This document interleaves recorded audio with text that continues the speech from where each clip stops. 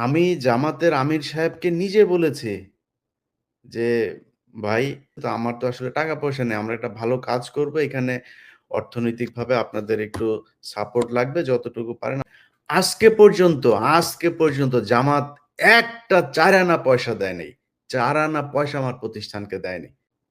আজকে দেখেন, এই যে ডাকসু নির্বাচনটা, ঢাকা বিশ্ববিদ্যালয় এটা অশিক্ষিতদের জায়গা না তো। দেশের সবচাইতে মেধাবীরা এইখানে জায়গা করে নেয়।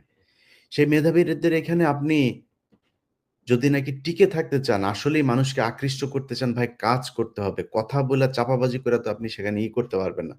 এই পাকিস্তানি ট্যাবলেট বিক্রি কইরা আপনি আর কতদিন খাবেন? এই ট্যাবলেট বিক্রি করে হাসিনার আজকে অবস্থা দেখেন কি? মুক্তিযুদ্ধের আমরা এখন প্রকাশ্যে বলি আমরা পাকিস্তানের পক্ষে। আপনার কি মনে হয় আমি যে কথা বলি আপনার মনে হয় আমি মিন করি যে আমরা পাকিস্তানের সাথে একসাথে হইতে চাই? আপনার মনে হয়? ওরা যখন বাংলাদেশে মুক্তিযুদ্ধ হয়েছে, ওরা আমাদের কাছ থেকে দেশ লিখে নিয়েছে। সেখানে বাংলাদেশের কোনো মানুষ থাকে নাই। ওরা এখন পর্যন্ত এই বছরেও তারা বাংলাদেশের স্বাধীনতা দিবসকে তারা বলেছে যে ভারতের স্বাধীনতা দিবস। ১৬ই ডিসেম্বরকে তারা ভারতের বিজয় দিবস পালন করেছে। এই বছরেও করেছে।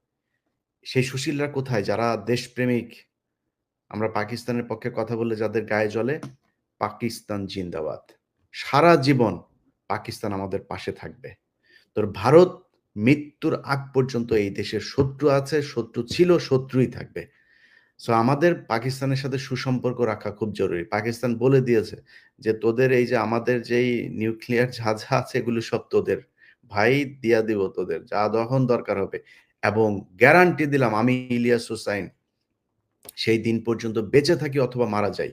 পাকিস্তান প্রয়োজনে আমাদের পক্ষ হয়ে তারপরে ভারতের সাথে যুদ্ধ করবে। এবং সেদিন আসবে, সেই যুদ্ধ আসবে। এটা আমাদেরই না। এটা বিশেষ জায়গা বলে গিয়েছে। হইতেই হবে গাজওয়ে হিন্দ। সো আপনি এখন সেই একই বয়ান তৈরি করে আওয়ামী লীগের মতো আপনি এই শিবির মানে পাকিস্তানি, জামাত মানে পাকিস্তানি এগুলো বলে দেশকে আবার বিভক্ত করে। সেই আওয়ামী লীগের অস্ত্র ব্যবহার করলে তো আমরা এটা মাইনে নিব না ভাই। আমারে আপনি মনে করবেন, আমারে চিনবেন না ভাই। আমারে আজকে মনে করবেন আমি বিএনপি করি, কালকে মনে হবে জামাত করি। আমারে চিনতে পারবেন না। কারণ আমি তো ভাই কারোর পক্ষে নাই। আমি আমি আজকে আমার একটা প্রতিষ্ঠান আছে বাংলা এডিশন।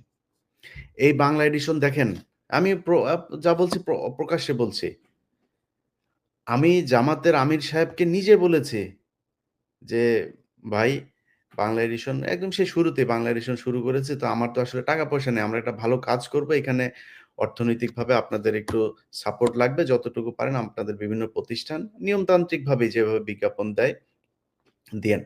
আজকে পর্যন্ত জামাত একটা ৪ আনা পয়সা দেয় নাই। ৪ আনা পয়সা আমার প্রতিষ্ঠানকে দেয়নি।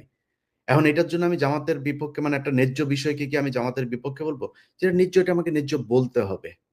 বরং এই জামাতের আমিরের চাইতে তারেক রহমান আমার খোঁজ নিয়েছে বেশি।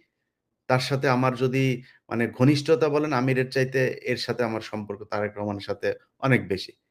তা আমি এখন যদি একটা সত্য কথা তারেক রহমানের বিপক্ষে যায়, আমি সেটা বলব না? হইতেই পারে না। প্রশ্নই আসে না।